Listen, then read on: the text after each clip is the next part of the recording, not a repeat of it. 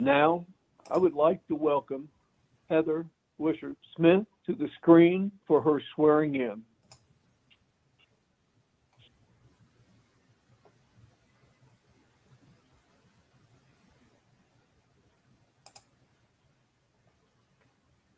Buddy, I'm ready. Heather, are you prepared to take the oath of office as President of the Society of American Military Engineers? Yes, I am. Please raise your right hand and repeat after me the oath of office. In the presence of the honored guests and members here assembled. In the presence of honored guests and the members here assembled. I, state your name, do solemnly promise and pledge that I will faithfully execute the duties of President of the Society of American Military Engineers. I, Heather Wishart-Smith, do solemnly promise and pledge that I will faithfully execute the duties of President of the Society of American Military Engineers. To the best of my knowledge and ability. To the best of my knowledge and ability. To commit myself to the Society's Code of Ethics. To commit myself to the Society's Code of Ethics. And assume full responsibility for this honorable,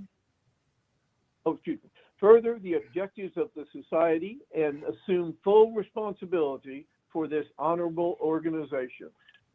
Further the objectives of the Society and assume full responsibility for this honorable organization.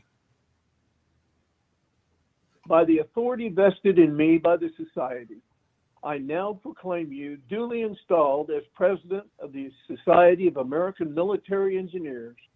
Congratulations, Heather.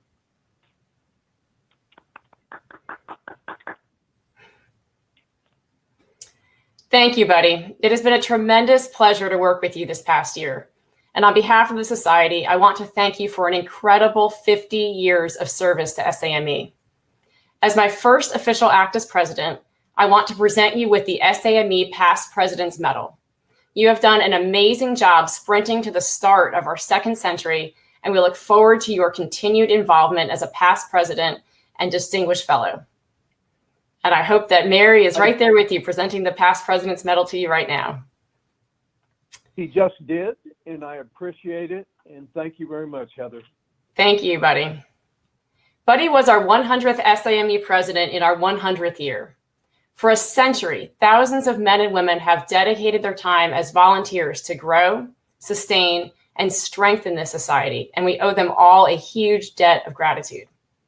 I'd like to now show a plaque commemorating the national presidents of the Society in our first 100 years. This will be displayed prominently in the national office.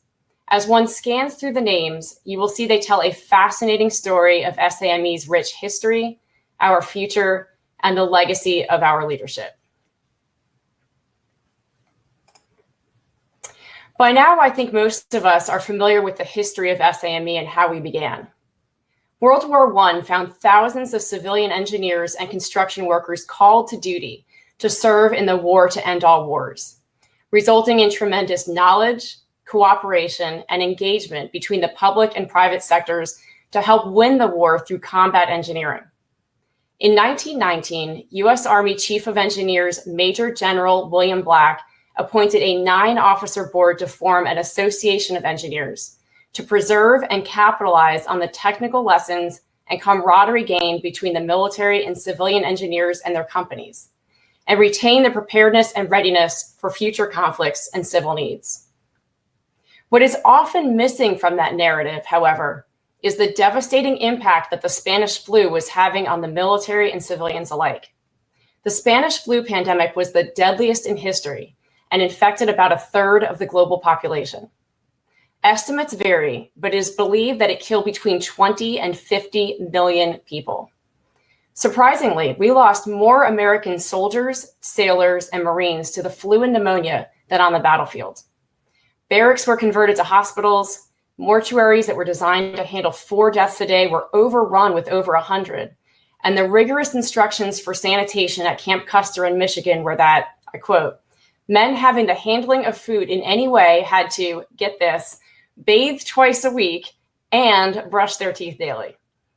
Thankfully, we now have better tools in our arsenal like antibiotics, ventilators, social distancing, and testing. We are not merely reliant on the mess servants and cooks bathing twice a week and brushing their teeth once a day. There are a variety of reasons that the Spanish flu, sometimes referred to as the forgotten pandemic, was largely lost from the World War I narrative.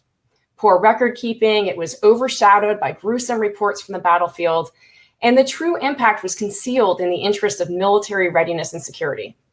But by the summer of 1919, it came to an end, as those infected either passed away or developed immunity. And it was during this same time that our society was conceived and born.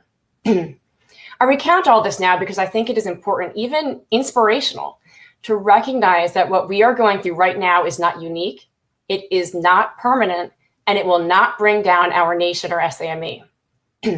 In fact, it will make us stronger and more resilient. Our society was created to strengthen industry-government engagement, and we continue to live that goal today as the first goal of our 2025 strategic plan, and this week, during our first ever Virtual JETC. We bring together industry and government to fulfill our mission to build leaders and lead collaboration among government and industry to develop multidisciplinary solutions to national security infrastructure challenges. Our second goal, to build and sustain resilient communities, is further advanced as we tackle national security infrastructure challenges that include enemies as varied as foreign adversaries, cybersecurity threats, and yes, even the novel coronavirus. It takes a resilient nation to recover from something as devastating and significant as a global pandemic, Spanish flu, during a world war, and have it be largely lost from modern memory. And it takes a resilient society to be born during that pandemic and expand to posts around the world. By September 1920, we had over 3,500 members, and we stand at nearly 30,000 100 years later today. General of the Army Douglas MacArthur was a charter member, and Charles Dawes served concurrently as both our society president and as the 30th Vice President of the United States. We have a proud legacy. We were built on industry-government engagement and born of resilience, and are advancing that mission still today. Our success in our next century will be measured on two outcomes: value and impact. When we deliver value, we attract and retain a diverse set of public and private sector members who sustain the society and advance our mission. To do this effectively, we must invest in efforts that make an impact in a meaningful and sustainable way. For SAME to create lasting impact, it is critical that we focus on developing future leaders and lead by example.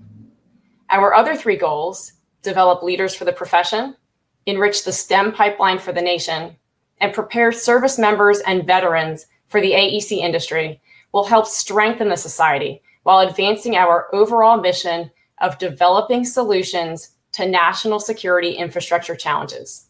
A strong society will lead to a stronger, more secure nation, and we will deliver the value and impact to make it happen.